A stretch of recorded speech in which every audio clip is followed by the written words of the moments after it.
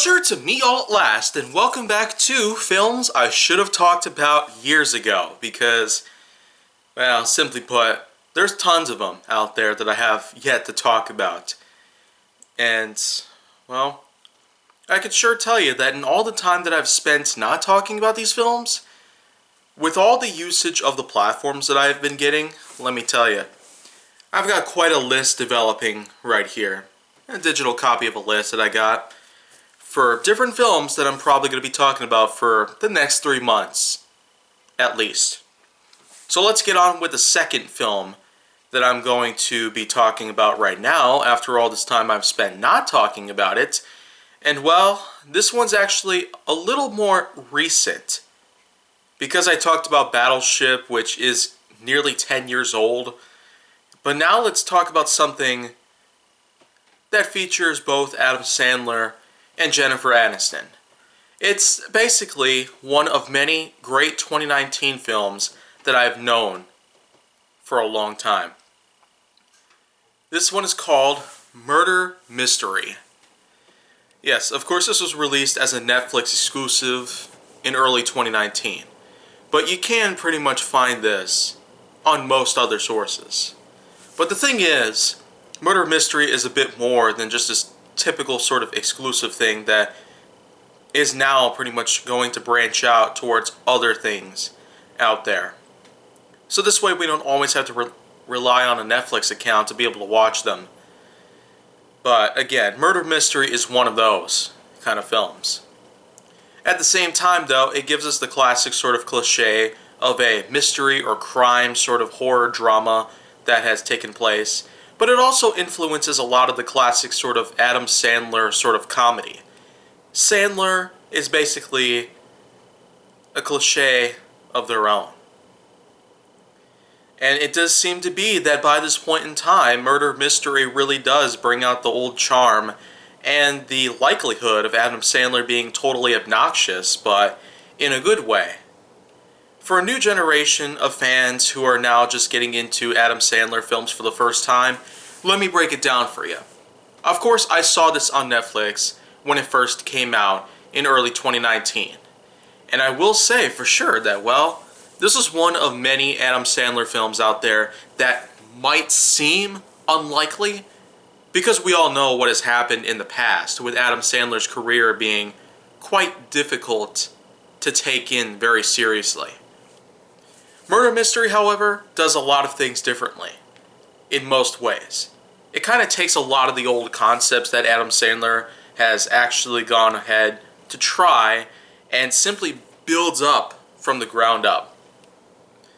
And what do we get from all that? Well, through some creativity and some inspiration from other people out there, like Alfred Hitchcock and Steven Spielberg, Adam Sandler was able to give us something rather good, pretty much. As a big fan of Adam Sandler for like the past 15 years or so, I will say for sure that it's pretty much appropriate that I simply highlight this film and recognize it for what it truly is. Of course, 2019 was a really busy time, especially because I've come to witness a lot of things out there develop throughout that entire year. From a lot of the good stuff, including tons of unbelievable hits throughout the whole year in movie theaters across the world, such as with the usage of Avengers Endgame, Spider-Man Far From Home, Captain Marvel, to many other high-end box office and critical successes, including a bunch of the new Disney live-action remakes to Aladdin, The Lion King, Maleficent, and Dumbo, and then of course, with many other unlikely successes that turned out to be rather good. Of course, I could spend a lot of time talking about them, but you know what? I'm mainly talking about one of many that was not necessarily seen in theaters.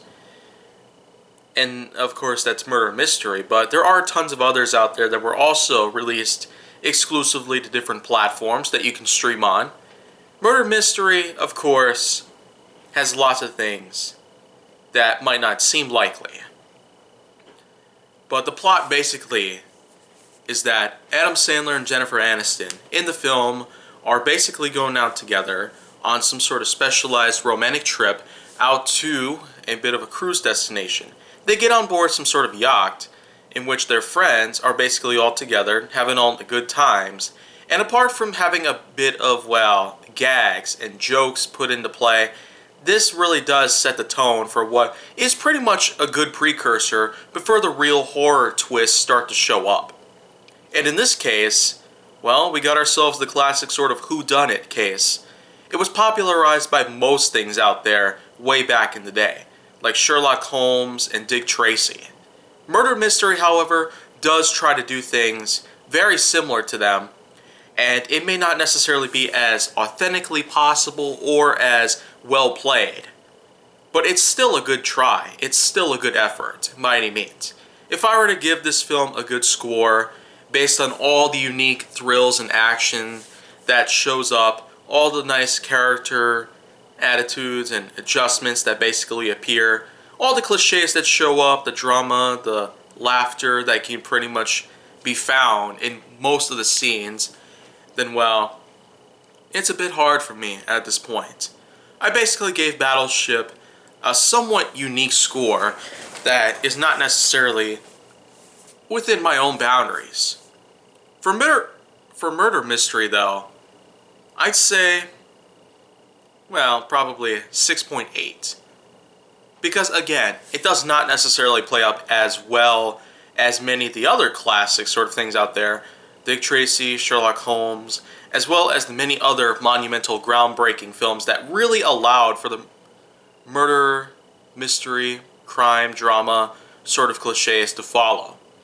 A lot of them played up a lot better, and that's because there were tons of new techniques that pioneered into giving us some pretty insane twists and plots that we were not aware of back then. But being way more recent than any of them, Murder Mystery is not really the best that you can potentially get out of all those sort of mystery, crime, drama related blockbusters out there throughout the whole world. It's still well made by any means. It has a good cast, it has some pretty nice twists put into it. I would not necessarily consider it to be a top high-end blockbuster out there, especially because this was not released in theaters, but again, if you are in fact a Netflix member, I'd encourage you to go see it. And if you've seen it back when it first came out like I did, then well, I wouldn't really recommend that you go watch it again because, well, there's not really much else you can prove. But again, it's more or less up to you. It's still a good movie with Adam Sandler, Jennifer Aniston, various other actors that all come together in what seems to be some sort of weird, blatant ripoff that somehow does better than you think. Well, you know what? I feel like I've reached my limit at this point.